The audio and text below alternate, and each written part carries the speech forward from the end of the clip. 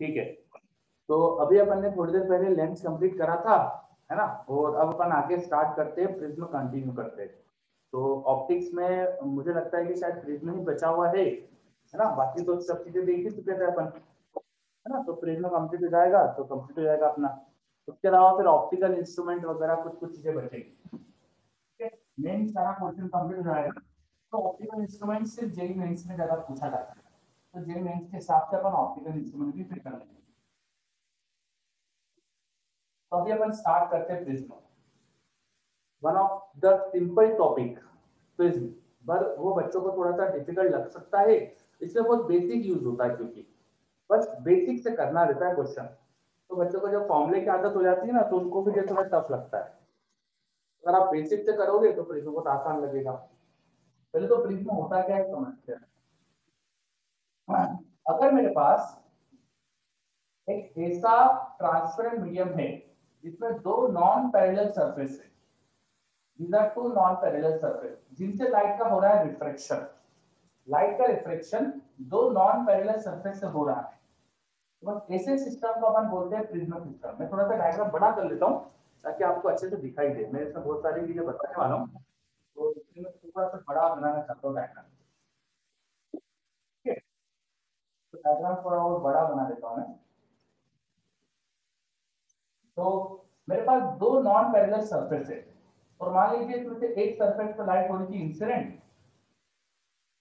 और वो लाइट में फिर अंदर रिफ्रैक्ट होकर जाती है, फिर दूसरी सरफेस से फिर रिफ्रैक्ट होकर बाहर निकलती है। दूसरी सरफेस का नॉर्मल बना देते हैं अपन, यहाँ से रिफ्रैक्ट होकर बाहर निकलती है। तो जब भी लाइट रे का दो सरफेस से रिफ्रैक्शन हो रहा है जो पैरेलल नहीं है, जो पैरेलल नहीं है, तो ऐसे सिस्टम को अपन बोलते हैं प्रिज्म सिस्टम, जहाँ पे लाइट का रिफ्रैक्शन दो नॉन पैरेलल सरफेस से होता है। ठीक है, प्रिज्म में बस दो नॉन पैरेलल सरफेस होना चाहिए। इन सरफेस के बीच का जो एंगल होता है उसे कहते हैं प्रिज्म एंगल।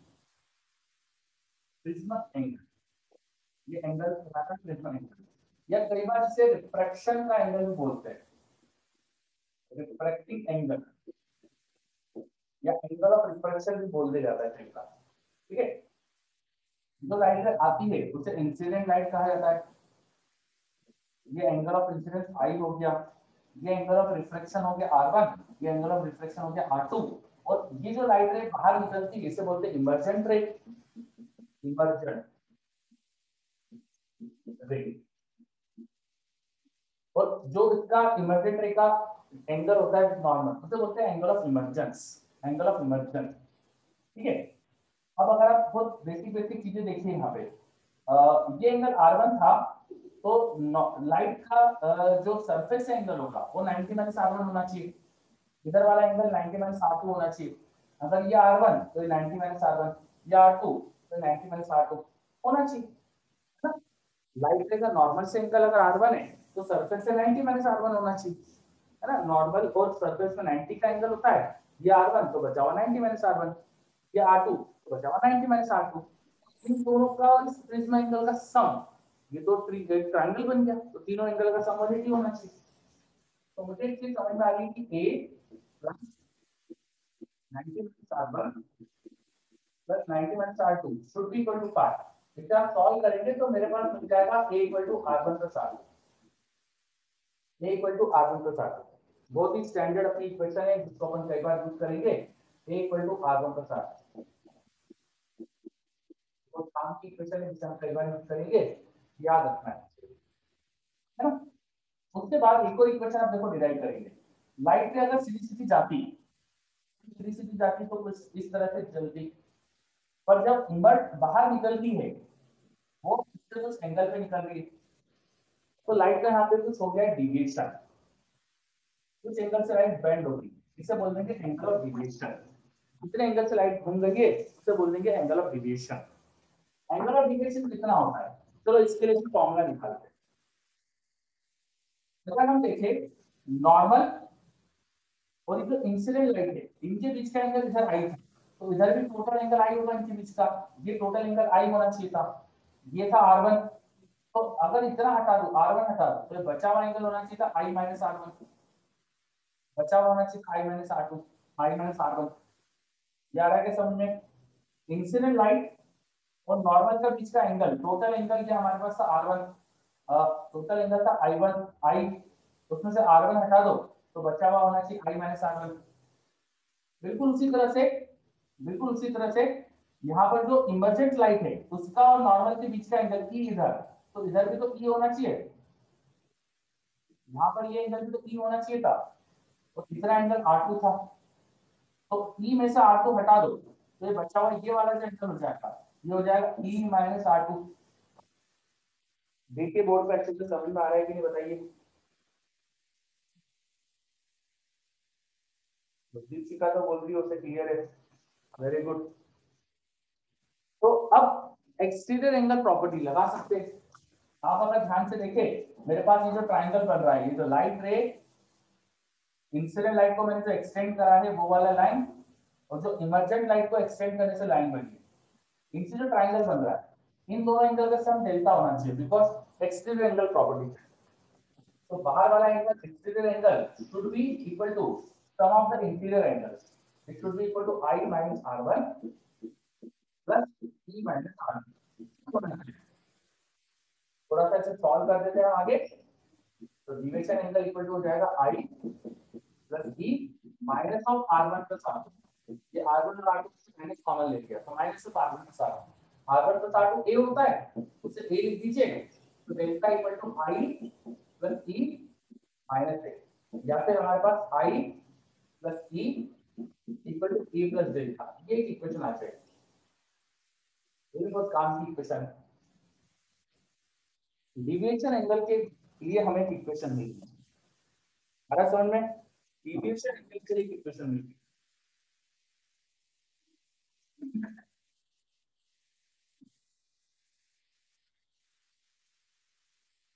डिविएशन एंगल के लिए एक इक्वेशन मिल रही है हमें। पर अब a equal to r plus r2, I plus c equal to a plus delta, ये दो इक्वेशन, और Snell's law, Snell's law prism का रिफ्रैक्टिव इंडेक्स म्यू हो, बाहर a है और मान लेते हैं 1 है, तो यहाँ वाले पॉइंट पे स्नेल्स लॉ लगाएंगे तो 1 into sin i equal to mu into sin r1, और 1 into sin e equal to mu into sin r। बस ये इक्वेशंस लगाकर हम जो भी क्वेश्चन है प्रिज्म का वो कर सकते हैं। तो इतनी इंफॉर्मेशन, ये चीजें आपको आनी चाहिए प्रिज्म का क्वेश्चन करने के लिए, और वो जो बेसिक चीजें, तो जो बेसिक क्वेश्चन है वो इससे हो जाएंगे, बाकी और एडवांस चीजें करेंगे अपन, बेसिक क्वेश्चन तो यहाँ से हो जाएंगे। तो ये क्या सब क्लियर है अपन को? तो एक बेसिक क्वेश्चन पूछता हूँ आपसे, सिंपल सा क्वेश्चन दे रहा हूँ इन सब इंफॉर्मेशन पे बेस्ड। एक प्रिज्म दे दिया जिसका रिफ्रैक्टिव इंडेक्स मैंने आपको दे दिया √2, जिसका रिफ्रैक्टिव इंडेक्स मैंने आपको दे दिया √2, इसका प्रिज्म एंगल है 60 डिग्री, लाइट रे बाहर से इंसिडेंट हो रही थी 45 डिग्री के एंगल में, 45 डिग्री के एंगल में, ठीक है? कितने एंगल से डिविएट हुई? Find angle of deviation, find deviation. चलिए लाइट रे का डिविएशन एंगल क्या आएगा बताइए?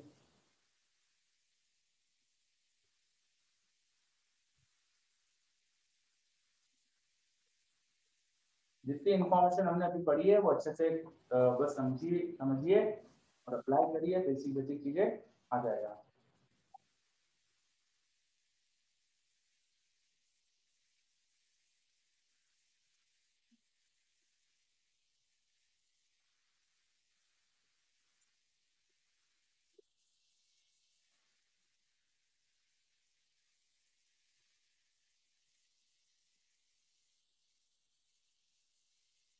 डिविएशन एंगल बताना है आपको।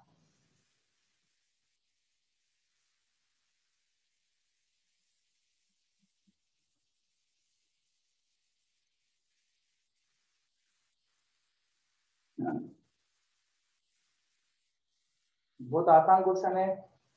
लाइट रे बाहर एयर से आ रही है, अंदर म्यू√2 दिया है, तो पहले स्नेल्स लॉ लगाओ, म्यू√2 दिया है, इंसिडेंट एंगल दिया है, तो R1 आ जाएगा, R1 आ गया तो R2 निकाल सकते हो इस इक्वेशन से, R2 को यहाँ रखो तो E निकाल सकते हो, और I पता है E निकल गया, A तो पता ही है डेल्टा आ जाएगा। करो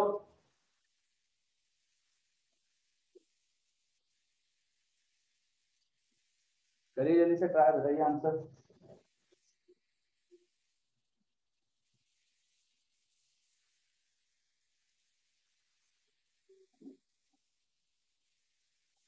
लोही का आंसर तो आया मेरे पास, देखते। नमन जी आपने एवरीवन को आंसर दिया ना, इसलिए थोड़ा सा वेट करो, बाकी बच्चों को भी कर लेने दो, आंसर निकाल लेने दो एक बार। सर 30। 30? Yes sir. अच्छा मेरी आवाज आ रही प्रॉपरली? Yes sir.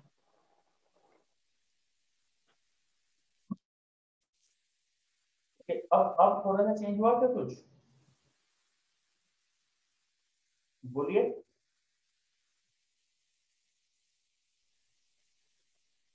क्या सर? हाँ अब थोड़े मेरी आवाज में चेंज हुआ, थोड़ा सा बेटर आ रहा है क्या साउंड अब? Yes sir. ओके हाँ, वो माइक ही मैंने ऑन ही नहीं करा था, तो अब कनेक्ट हुआ है। ठीक है, सॉल्व करते हैं। तो बिल्कुल सही है आपका आंसर 30 डिग्री। मैक्सिमम बच्चे बिल्कुल सही आंसर दे रहे हैं 30 डिग्री, है ना? अभी ने सही आंसर दिया, वेरी गुड। आप अगर R1 को रख दोगे, R1 की वैल्यू निकालना है मुझे ना, इंसिडेंस 45 दिया है, 45 रखो म्यू रूट टू दो तो R1 30 आएगा। R1 को 30 डालो, ये 60 है तो R2 भी 30 आएगा। R2 30 रखोगे, म्यू रूट टू है तो फिर से E आ जाएगा मेरे पास 45, तो फिर ये 45 45 A 60, तो सॉल्व करके डेल्टा आ जाएगा 30 डिग्री। तो सिंपल सा क्वेश्चन था, तो देखिए आसान सा क्वेश्चन था ये, है ना? एक और क्वेश्चन करते हैं चलो। एक और क्वेश्चन क्या पूछूंगा आपसे सर? ये जो पीछे वाली सरफेस थी ना प्रिज्म की, उसे मैंने सिल्वर कर दिया, और प्रिज्म का एंगल यहाँ पे 30 डिग्री दे दिया, प्रिज्म का एंगल 30 डिग्री दे दिया। प्रिज्म का जो रिफ्रैक्टिव इंडेक्स है वो 2 है, प्रिज्म का रिफ्रैक्टिव इंडेक्स 2 है।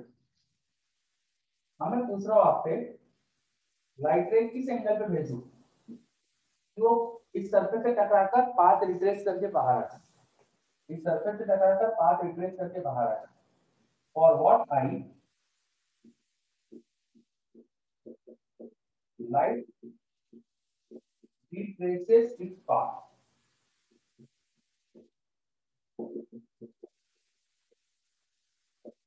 वो अपना पाथ बिल्कुल उल्टा चलने लगे, तो कितने एंगल से आना चाहिए उसे? करेक्ट।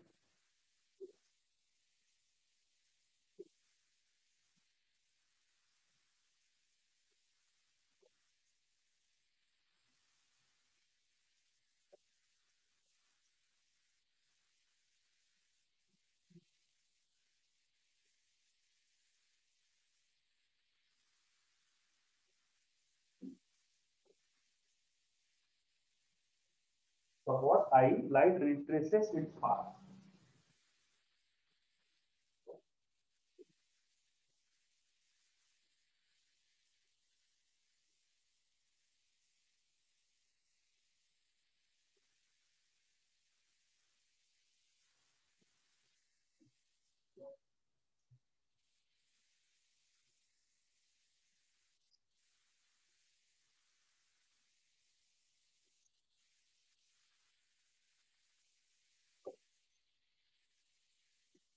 देखो ये भी आसान क्वेश्चन है, अगर लाइट को पाथ रिट्रेस करना है तो उसे दूसरी सरफेस पे बिल्कुल 90 डिग्री पे टकराना चाहिए।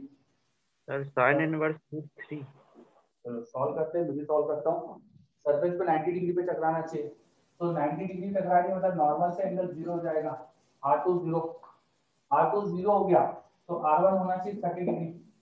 बस नेक्स्ट लो लगा देते, 1 into sine I equal to mu into sine of 30, sine 30 half हो गया हाफ, तो इधर आ गया 1, इसका मतलब आई साइन आई 1, तो आई कितना होना चाहिए 90 डिग्री। इसका मतलब लाइट को यहाँ पे ग्रेजिंग ही आना चाहिए, लाइट सरफेस को ग्रेज करते हुए आएगी ना, तो फिर अंदर जाके सरफेस से टकरा के वापस आ जाएगी, तो इंसिडेंट एंगल 90 डिग्री आ रहा है समझ में? बोलिए, इज इट क्लियर?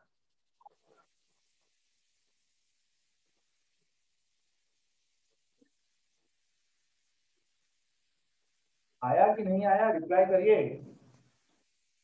आ गया सर। हो गया? बाकी बच्चे भी आलसी मत बनो, रिप्लाई करो, आया नहीं आया?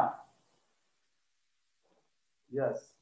एक तो ऑनलाइन में तुम्हारी ये दिक्कत रहती है कि तुम रिप्लाई नहीं करते हो, आलसीपना यहाँ ज्यादा दिखा देते हो फिर। आया तो हाँ, नहीं आया तो ना, है ना। तो चलो एक बच्चे, दो बच्चों का रिप्लाई आ गया, एक तो अभी बोला और दीपशिका का आ गया। चलो अब कर रहे हैं बाकी बच्चे रिप्लाई। ठीक है ना। ठीक है, आगे बढ़ते फिर अपन। तो अपन ने कुछ थोड़े सिंपल सिंपल जो क्वेश्चन होते हैं प्रिज्म के वो देखते हैं।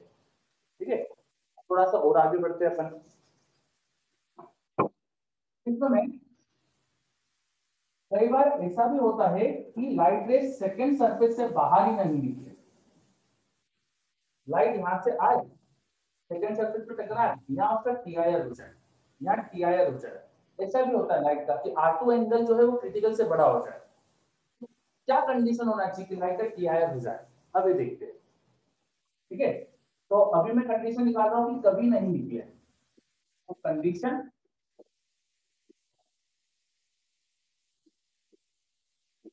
For no emergency, light ray बाहर ही नहीं निकल रही है तो अपन बोलेंगे इमरजेंसी नहीं हुआ, है ना। इसमें से लाइट अंदर टकराए तो सही, अंदर आए पर अंदर से बाहर ना निकले। तो इसकी कंडीशन क्या होना चाहिए? नमस्ते। ऐसा कुछ होना चाहिए कि यहाँ पे टीआईआर हो जाना चाहिए, सेकंड सरफेस पे टीआईआर होना चाहिए। अब पूरा अपन मेहनत तो नहीं करेंगे पूरा डिराइव करने की, थोड़ा बेसिक बता देता हूँ। जब स्टार्ट करेंगे R2 जो होना चाहिए वो क्रिटिकल से बड़ा होना चाहिए। अगर यहाँ पे टीआईआर करवाना है आपको तो R2 एंगल क्रिटिकल से बड़ा कर देंगे आप। R2 क्रिटिकल से बड़ा तो A माइनस R1 क्रिटिकल से छोटा, या फिर R1 को लिख देंगे लेस, R1 उधर गया, C उधर आया, तो R1 बड़ा होना चाहिए A माइनस C से। R1 A माइनस C से बड़ा तो R1 की सबसे छोटी वैल्यू भी A माइनस C से बड़ी होनी चाहिए। भाई कोई R1 जो है वो तो वेरिएबल एंगल है, R1 की वैल्यू कुछ भी हो सकती है, तो उसकी सबसे छोटी वैल्यू भी A माइनस C से बड़ी हुई तो हमेशा A माइनस C से बड़ा हो जाएगा। अब इंसिडेंट जो रिफ्लेक्शन का एंगल है सबसे छोटा क्या हो सकता है? जब I 0 हो तो R1 मिनिमम हो जाएगा, 0 हो जाएगा। तो यहाँ से मुझे समझ में आया कि 0 should be greater than A minus C और A लेस देन C, ये कंडीशन आ जाती है। लाइट रे मिरर जो प्रिज्म की सेकंड सरफेस से कभी निकलेगी, इसके लिए कंडीशन होती है A लेस देन C। जब प्रिज्म का एंगल क्रिटिकल एंगल से भी छोटा होगा तो लाइट रे सेकंड सरफेस से बाहर ही इमर्ज नहीं होगी, हमेशा टीआईआर हो जाता है। It is clear?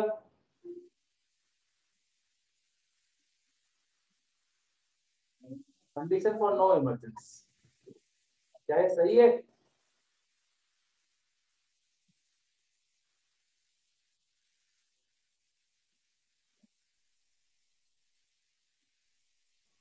सर और सेकंड स्टेप में वो इक्वलिटी का डिफरेंस, इक्वलिटी गलत है ना? हाँ वही वही मुझे बोल रहा था आंसर ही गलत आ रहा है, तो किसी ने ध्यान ही नहीं दिया। A minus R1 less than C दिया, R1 यहाँ ले जाएंगे, C यहाँ लाएंगे, तो A माइनस C, C इधर आया, R1 इधर गया, R1 मान गया तो R1 greater than A minus C, ऐसे लिखेंगे ना, R1 greater than A minus C। Sir A minus R1 greater than C होना चाहिए ना, लेस देन की जगह। यहाँ पर ही मैंने गलत कर दिया, ओके। ये गलत हो गया तो फिर ये पूरा ही गलत हो गया। मुझे तो क्या है कि आंसर उल्टा क्यों आ रहा है, आंसर उल्टा आ गया था एक्चुअली।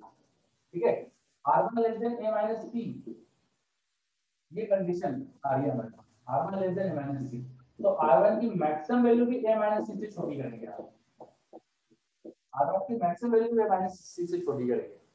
और R1 की मैक्सिमम वैल्यू कब होगी? जब इंसिडेंस एंगल मैक्सिमम होगा 90, R1 की मैक्सिमम वैल्यू आएगी -3 क्रिटिकल एंगल के बराबर।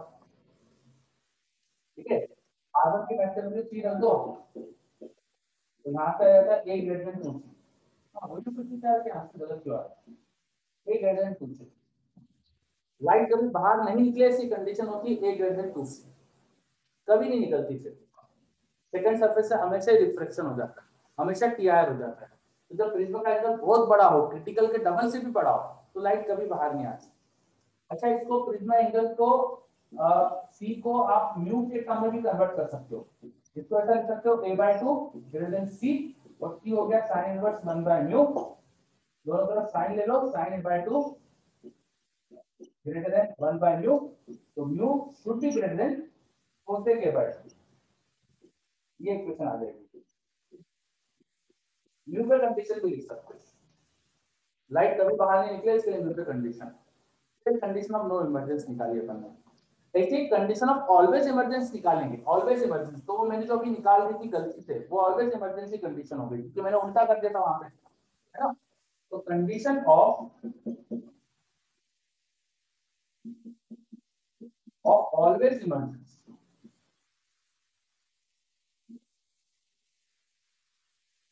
लाइट हमेशा निकले, उसी कंडीशन आप लेके चलेंगे कि R2 लेस देन C होना चाहिए।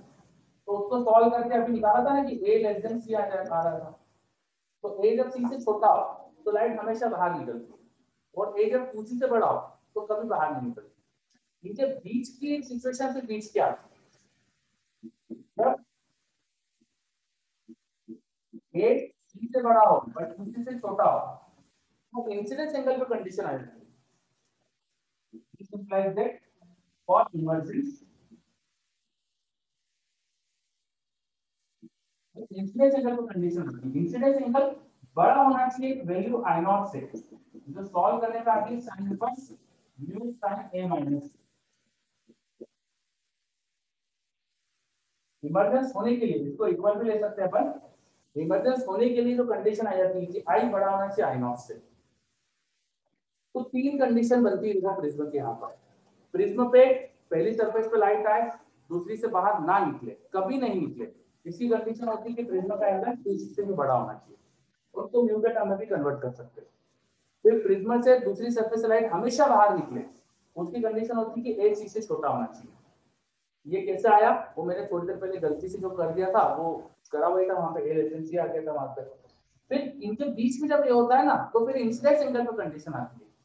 इंसिडेंस एंगल पर कंडीशन क्या आती है कि इंसिडेंस एंगल एक लिमिटिंग एंगल से बड़ा होना चाहिए, इंसिडेंस एंगल एक लिमिटिंग एंगल I नॉट से बड़ा होना चाहिए, और I नॉट के जब इसको इक्वल करेंगे तो क्रिटिकल एंगल पे लाइट टकराती सेकंड सरफेस पे और ग्रेज करते हुए बाहर निकलती है। I नॉट एंगल क्या होता है, ग्रेजिंग ही बाहर निकलना। जब लाइट I नॉट एंगल पे इंसिडेंट होती है, जब यहाँ पर I नॉट एंगल पे इंसिडेंट होती है तो सेकंड सरफेस से ग्रेज करते हुए बाहर निकलती है। ये 90 डिग्री हो जाता है। याद रखिए कि I plus E A plus delta होता है, तो यहाँ पे मैंने आई ई की मैक्सिमम वैल्यू ली है, इमरजेंस मैक्सिमम लिया है, आई की भी कोई छोटी वैल्यू नहीं आती, वो इमरजेंस को मैक्सिमम लिया है, ये मैक्सिमम लिया है तो डिविएशन मैक्सिमम आता है, इस सिचुएशन का डिविएशन मैक्सिमम भी आता है। ठीक है, तो ये ग्रेजिंग इमरजेंसी कंडीशन होती है, जिसे बोलते हैं ग्रेजिंग इमरजेंस। तो डिविएशन भी मैक्सिमम आता है, कितना आएगा डिविएशन मैक्सिमम वैल्यू वो है कि आई प्लस ई माइनस ए। आई क्या रखा है हमने आई नॉट, ई क्या हुआ है यहाँ पे पाई बाय 2 माइनस ए, ये आया था मैक्सिमम डिविएशन। तो इसमें से मैक्सिमम की सेंस से लाइट डिविएट हो सकती है, वो आ गया हमारे पास। बोलो समझ में आ रही है,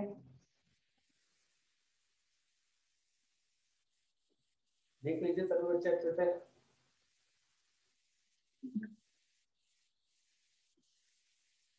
तो ग्रेजिंग इमरजेंस क्या होता है एक बार फिर से देख लेते हैं। जब ए सी से बड़ा हो, ए सी से बड़ा हो तब लिमिटिंग एंगल, वो लिमिटिंग एंगल जिसपे लाइट आने से बाहर निकल पाती है, वो जस्ट बाहर निकलती है, वो सरफेस को ग्रेज करके बाहर निकलती है। एंड इंसिडेंस का मिनिमम एंगल वो होता है आई नॉट, और उस पर लाइट का सरफेस को ग्रेज करके बाहर निकलती है। तो ग्रेजिंग इमरजेंस का मतलब होता है प्रिज्म की सेकंड सरफेस से लाइट जस्ट सरफेस को टच करते हुए बाहर निकले, इस तरह से बाहर निकले। यहाँ पे 90 डिग्री एंगल हो जाए, यहाँ 90 डिग्री एंगल होगा तो ये एंगल को सी रखना पड़ता है, ये वाला हो जाता है ए माइनस सी, और स्नेल्स लॉ लगा दो, ये ए माइनस सी है तो आई नॉट ढूंढ सकते हो स्नेल्स लॉ से, वो आई नॉट आ जाता है ये sine inverse mu sine A minus C. Basically Snell's law लगा हुआ है, आप देखो sine I equal to mu sine A minus C लिखा है, स्नेल्स लॉ लगाया हुआ है, ये आसान भी याद रखना। ठीक है, स्नेल्स लॉ लगा के मैंने इंसिडेंस एंगल निकाला है, it is clear.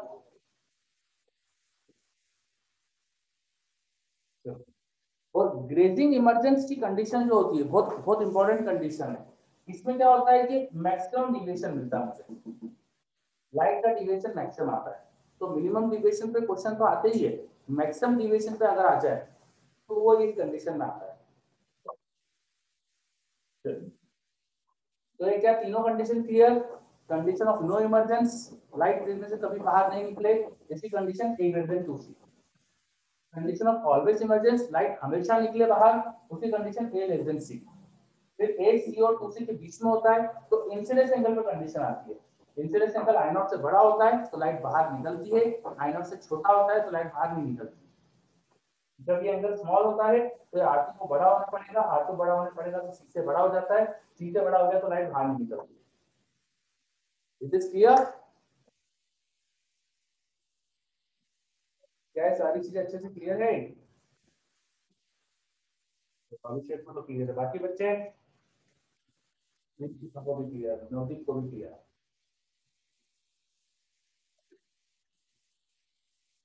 Okay very good. तो प्रिज्म में अपने तीनों जो स्टैंडर्ड कंडीशन पूछी जाती है वो देखिए।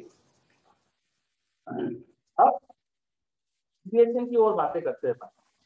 तो नेक्स्ट चीज लिख सकते हो graph of deviation. Graph of deviation prism में हम इंसिडेंस एंगल को बदले तो डिविएशन भी बदलता है, तो डिविएशन का अपन ग्राफ बनाएंगे, graph of deviation.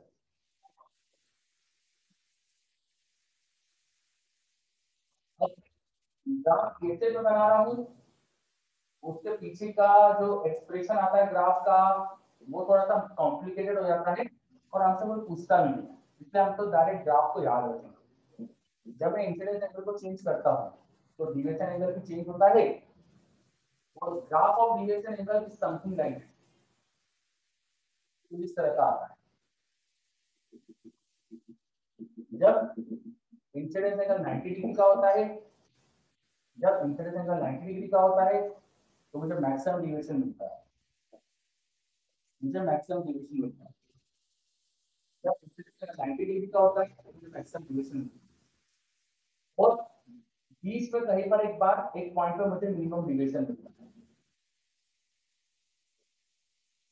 Minimum deviation मिलता है। ग्राफ में पैराबोला जैसा नेचर है तो एक ही डिविएशन दो दो इंसिडेंस एंगल पे मुझे मिल सकते हैं, सेम डिविएशन दो दो इंसिडेंस एंगल पे मिल सकते हैं। Reason is principle of reversibility. By principle of reversibility ऐसा हो रहा है। अगर प्रिज्म में मान लीजिए किसी एंगल आई पे लाइट आ रही थी और ई पे निकल रही थी, किसी एंगल आई पे लाइट आ रही थी और ई पे निकल रही थी, इसका मतलब ये भी होगा कि ई पे लाइट जो आएगी वो आई एंगल पे बाहर जाएगी, ई पे आने वाली लाइट आई एंगल पे बाहर जाएगी, है ना, और डिविएशन तो सेम ही मिलेगा। तो लाइट इधर आ रही है इधर जा रही है या इधर से आ रही है इधर जा रही है, बेंड तो सेम एंगल से होगी ना, तो डिविएशन सेम मिलता है for two incidence angle. Incidence angle की वैल्यू चाहे आई रखो चाहे ई रखो सेम डिविएशन मिलता है। इसलिए ग्राफ में सिमेट्री, ग्राफ में ऐसा मुझे नेचर दिख रहा है कि सेम डिविएशन मिलने के लिए दोनों इंसिडेंस एंगल मिलेंगे। यहाँ इंसिडेंस एंगल आई था, इमर्जेंस ई था, तो यहाँ इंसिडेंस ई होगा, इमर्जेंस आई होगा, तो मुझे सेम डिविएशन मिलेगा। ठीक है, same deviation for two angle of incidence I and E. अगर लाइट आई पे आ रही है ई पे निकल रही है तो ई पे आने वाली लाइट आई पे निकलेगी और डिविएशन सेम मिलेगा। अगर आपसे किसी ने क्वेश्चन में बोल दिया सेम डिविएशन मिल रहा है 30 डिग्री पे और 60 डिग्री पे, इसका मतलब 30 और 60 आई और ई है, एक इंसिडेंस एंगल है एक इमर्जेंस एंगल है। बात समझ में आ रही है? Is this clear? ठीक है, अब इस मिनिमम डिविएशन को थोड़ा सा ध्यान से समझते हैं। At the time of minimum deviation, जब मिनिमम डिविएशन है तो ग्राफ में एक ही पॉइंट ऐसा है जहां मिनिमम डिविएशन है, एक ही पॉइंट ऐसा है जहां मिनिमम डिविएशन है, तो पॉइंट एक ही है, सिर्फ आई और ई इक्वल होना चाहिए।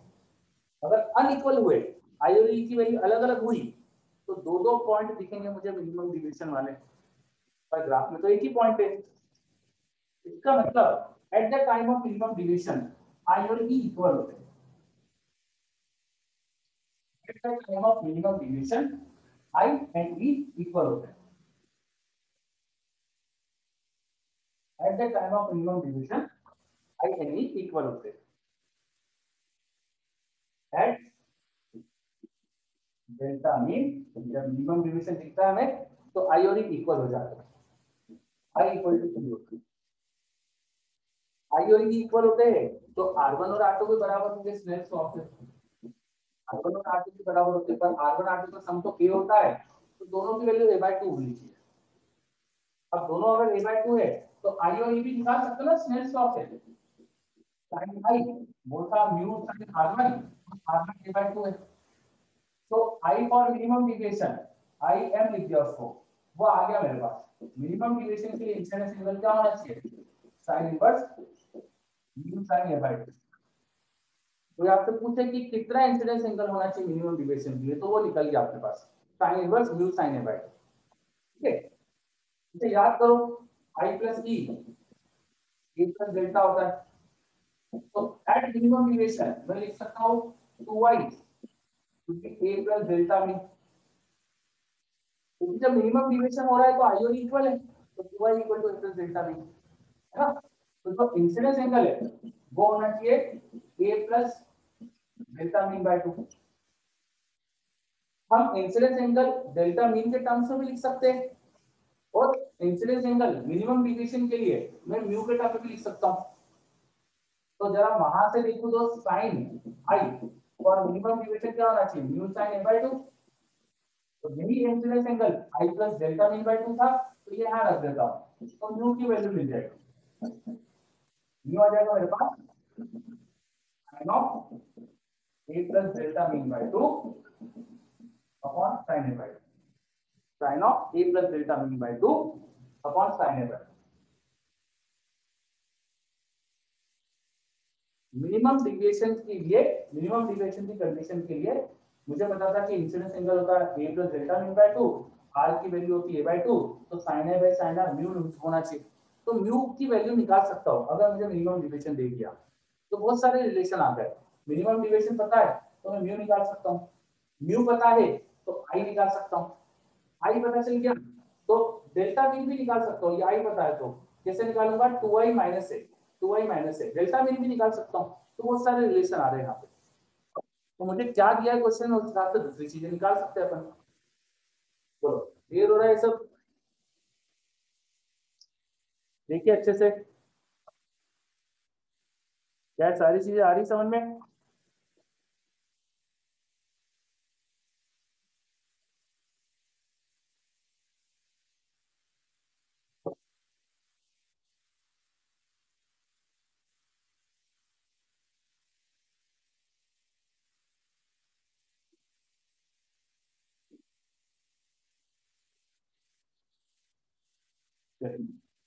हाँ, तो अपन ने काफी सारे रिलेशन यहाँ पे पढ़े मिनिमम डिविएशन वगैरह के।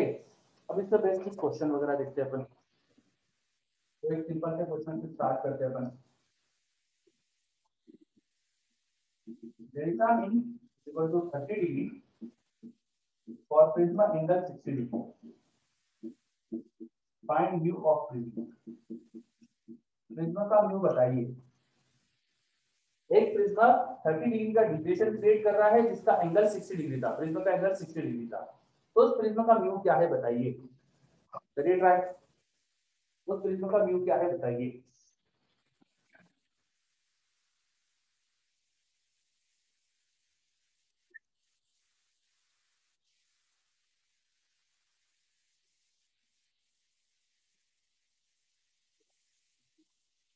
उस प्रिज्मा का रिफ्रैक्टिव इंडेक्स निकालिए।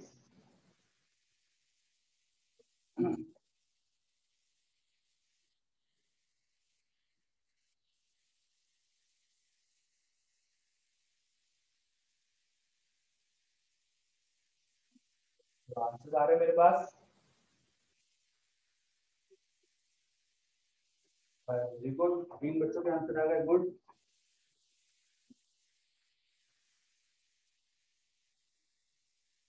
म्यू का सीधा सीधा फॉर्मूला है वो फॉर्मूले में ए और डेल्टा चाहिए आपको, दोनों ही दिया है तो लगा दो बस, हो गया। न्यू हो जाएगा साइन ऑफ ए, 60 क्या है plus delta by 2 upon sine of A by 2। Sine A कितना दिया है 60 डिग्री। सॉल्व करो, ऊपर आ रहा है 60 प्लस 30 मतलब 90 बाय 2 45, साइन 45 1 बाय रूट 2, नीचे साइन 30 इज 1 बाय 2, तो 2 बाय रूट 2 मतलब रूट 2, आंसर आ गया रूट 2। बहुत ही सिंपल सा क्वेश्चन, क्लियर। और भी चीजें पूछ सकता हूं मैं, है ना। अगला क्वेश्चन देता हूं, न्यू अपन दे देते हैं 2 और प्रिज्म का एंगल दे दिया मैंने आपको 45, नहीं प्रिज्म का एंगल मैंने दे दिया 90 degree. Find incidence angle for which deviation will be minimum. आपको प्रिज्म में इंसिडेंस एंगल क्या होना चाहिए बताओ, जिससे कि डिविएशन मिनिमम मिले। मिनिमम डिविएशन के लिए इंसिडेंस एंगल क्या होना चाहिए, करो।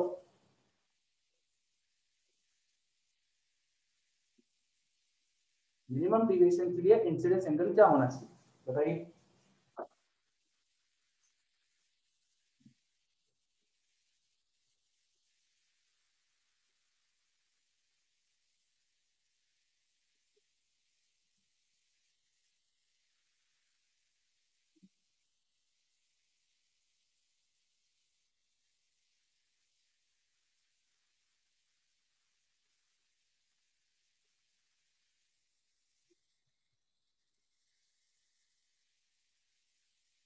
मिनिमम डिविएशन के लिए इंसिडेंस एंगल क्या होना चाहिए बताइए।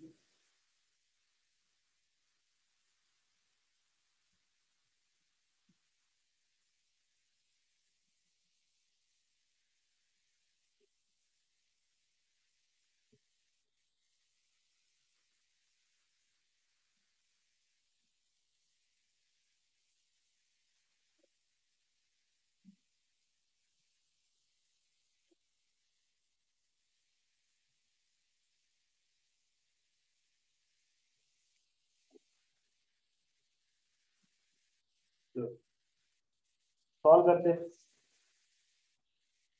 ये रहा फॉर्मूला। मिनिमम एंगल इंसिडेंस का एंगल जिससे डिविएशन मिनिमम हो, वो ये रिलेशन था अपने पास, बस लगा दो। तो साइन इनवर्स म्यू, म्यू दिया है 2 साइन ऑफ ए बाय 2 और ए बाय 2 साइन ए कितना दिया 90 डिग्री, इसका आधा 45, तो साइन इनवर्स आ जाएगा root 2। Sine inverse root 2 is not possible, not possible, तो आंसर आ जाएगा नॉट पॉसिबल। क्यों हो रहा है नॉट पॉसिबल, आपने ध्यान ही नहीं दिया अच्छे से। म्यू इक्वल टू 2 दिया है मैंने, म्यू इक्वल टू 2 का क्रिटिकल एंगल क्या आएगा 30 डिग्री, म्यू इक्वल टू 2 मतलब क्रिटिकल एंगल आएगा 30 डिग्री। अच्छा 30 डिग्री का क्रिटिकल है, उसके डबल से बड़ा नहीं कर सकते ए को, उसका डबल आएगा 60 और मैंने ए दिया 90, इसमें तो लाइट बाहर आएगी नहीं ना। ए क्योंकि 2c से भी बड़ा है, is even greater than 2c, तो नो इमरजेंस, यहां तो कभी लाइट बाहर ही नहीं आएगी। एक्चुअली यहाँ लाइट बाहर ही नहीं आ सकती कभी, इसलिए मिनिमम डिविएशन की बात ही नहीं हो सकती। आ रहा समझ में, क्योंकि यहाँ पर प्रिज्म का एंगल 2c से भी बड़ा है, तो 2c से बड़ा होने की वजह से लाइट कभी बाहर ही नहीं आ सकती, इमरजेंसी नहीं हो सकता यहाँ तो, नो इमरजेंस का कंडीशन है। क्लियर हो रहा है, बताइए सब। Yes sir. चलिए वेरी गुड, है ना, आगे बढ़ते हैं अपन। तो इस तरह के क्वेश्चन आ सकते हैं देखिए प्रिज्म में। अब एक छोटा सा कॉन्सेप्ट और बैठता है हमारा, स्मॉल एंगल प्रिज्म, और कंटिन्यू करते हैं स्मॉल एंगल प्रिज्म।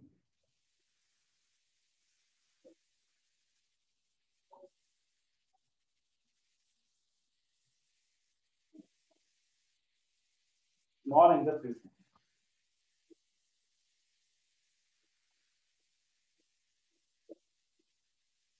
जब प्रिज्म का जो प्रिज्म एंगल है बहुत छोटा एरिया है, प्रिज्म का prism angle is very small, कितना स्मॉल, तो ऐसे तो कोई स्टैंडर्ड लिमिट नहीं है, ऐसा कोई कुछ लिखा नहीं होता है स्टैंडर्ड लिमिट इसका, बस छोटा होना चाहिए, मतलब जिसमें अपन अप्रोक्सीमेशन लगा सकते हैं। तो 2 डिग्री 3 डिग्री 4 डिग्री तक अपन छोटा ले लेंगे, ठीक है। तो वेरी स्मॉल, किस ऑर्डर का, फ्यू डिग्री,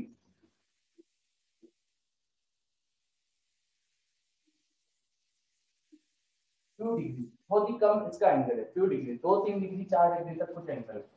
ऐसे केसेस में क्या होगा, मान लीजिए कि अपना जो स्टैंडर्ड डायग्राम था वैसे ही डायग्राम बना हुआ है, लाइट रे कुछ एंगल पे आ रही थी, रिफ्लेक्ट होकर कुछ एंगल पे बाहर निकल रही है ना।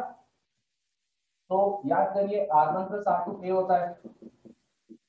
अब क्योंकि A बहुत छोटा है, A इज स्मॉल, तो R1 R2 भी छोटे छोटे आएंगे, R1 R2 will be small. ऐसा डायग्राम बना हुआ है तो ये कंडीशन होना चाहिए, R1 plus R2 will be small. और R1 R2 से अपन साइन को रिलेट करते हैं ना, sin A equal to mu sin R1 और sin B वो होता है म्यू sin R2। अब R1 और R2 जब छोटे छोटे हैं तो I और E भी छोटे छोटे आएंगे, I and E are also small, I और E भी बहुत छोटे छोटे होंगे, I और E भी छोटे छोटे हैं, R1 और R2 भी छोटे छोटे हैं, तो अप्रोक्सीमेट कर सकते हैं अपन, हम लिख सकते हैं I equal to mu R1 और E equal to mu R2, है ना। sin I को I लिख दिया, sin R को R लिख दिया, मैंने ये आ रहा है समझ में, मैंने sin I को I लिख दिया और sin R को R लिख दिया, क्योंकि छोटे छोटे एंगल है तो छोटे एंगल के लिए sin theta is nearly equal to theta, ठीक है। बट याद करो I plus E equal to A plus delta होता है। I को लिख सकता हूँ म्यू R1, E को लिख सकता हूँ म्यू R2, वो हो गया A प्लस डेल्टा, यहाँ से म्यू कॉमन लो, R1 plus R2 equal to A plus delta, और R1 प्लस R2 क्या होता है 8।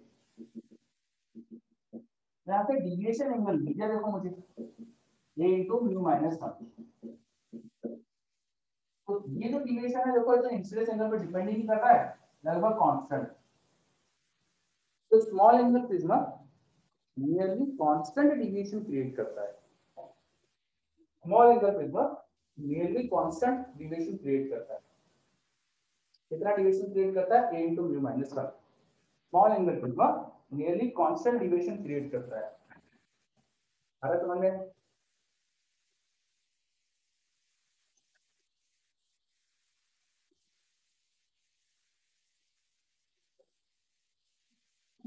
बस अब स्मॉल एंगल प्रिज्म के जो क्वेश्चन होते हैं उसमें बस यही फॉर्मूला अधिकतर यूज होता है ना, इसी फॉर्मूले पे बेस्ड क्वेश्चन आते हैं। तो डिविएशन कोई स्मॉल एंगल प्रिज्म का पूछे तो अब आप आसानी से फॉर्मूला लगाना है और कुछ भी नहीं करना है।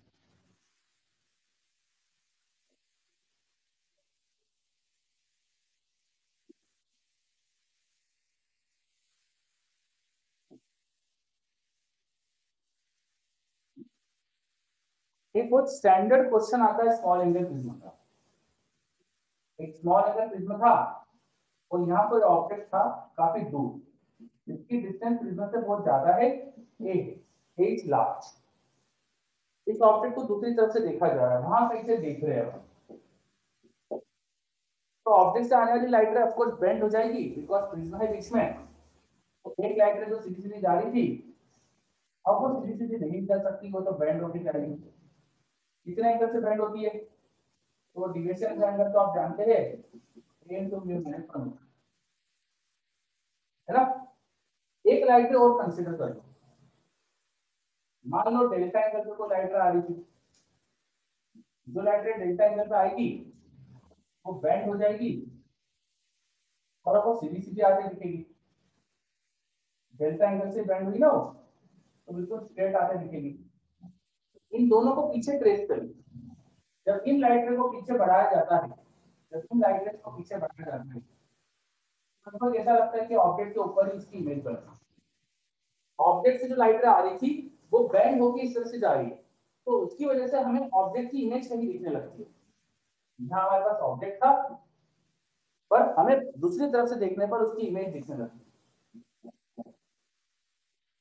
तो because of that small angle prism, जो हमने छोटे से एंगल का एक प्रिज्म लगा दिया था, इसकी वजह से ऑब्जेक्ट नहीं दिखता हमको, उसकी इमेज दिखती है क्योंकि लाइट रे बेंड हो गई। तो उसकी इमेज हमें दिखने लगती है कि थोड़ा शिफ्ट हो रही है ना, देखो ये थोड़ा सा शिफ्ट हो गई ऊपर की तरफ। लोग पूछ रहे थे शिफ्ट कितनी हुई बताओ, तो आसानी से निकाल सकते हैं। देखो ये एंगल डेल्टा, तो ये भी डेल्टा होगा, वर्टिकल अपोजिट है, तो इसको आर्क लेंथ जैसा मान के, तो ओ की बीच की डिस्टेंस को आर्क लेंथ जैसा मान के ए डेल्टा लिखा जा सकता है, ए इनटू डेल्टा, आर्क लेंथ जैसा मान के, क्योंकि बहुत छोटी डिस्टेंस होगी तो उसको आर्क लेंथ जैसा ट्रीट कर सकते हैं। एंगल डेल्टा छोटा ही होता है, तो ए डेल्टा। यहाँ पे फॉर्मूला लगाने के लिए आपको डेल्टा बस रेडियन में लेना पड़ेगा। अगर आप डेल्टा को रेडियन में लिख देते हैं तो आप ये आपके पास शिफ्ट ऑफ ऑब्जेक्ट आ जाएगा। प्रिज्म की वजह से ऑब्जेक्ट थोड़ा सा शिफ्टेड दिखता है, कहाँ दिखता है वो अपन ने निकाल दिया। बताओ आ रहा है डायग्राम समझ में? देखिए अच्छे से।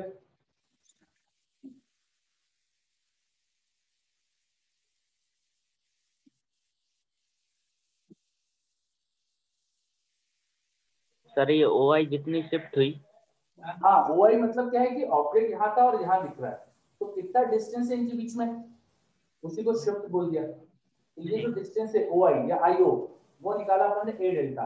ए क्या है, ऑब्जेक्ट की प्रिज्म से डिस्टेंस ए, और डेल्टा डिविएशन का एंगल। डिविएशन एंगल रेडियन में डालना तो आपको शिफ्टिंग की डिस्टेंस मिल जाएगी। इमेज कितना शिफ्टेड दिखती है वो पता चल जाएगा। Yes clear? सर। सबको क्लियर है? ओके बहुत बढ़िया।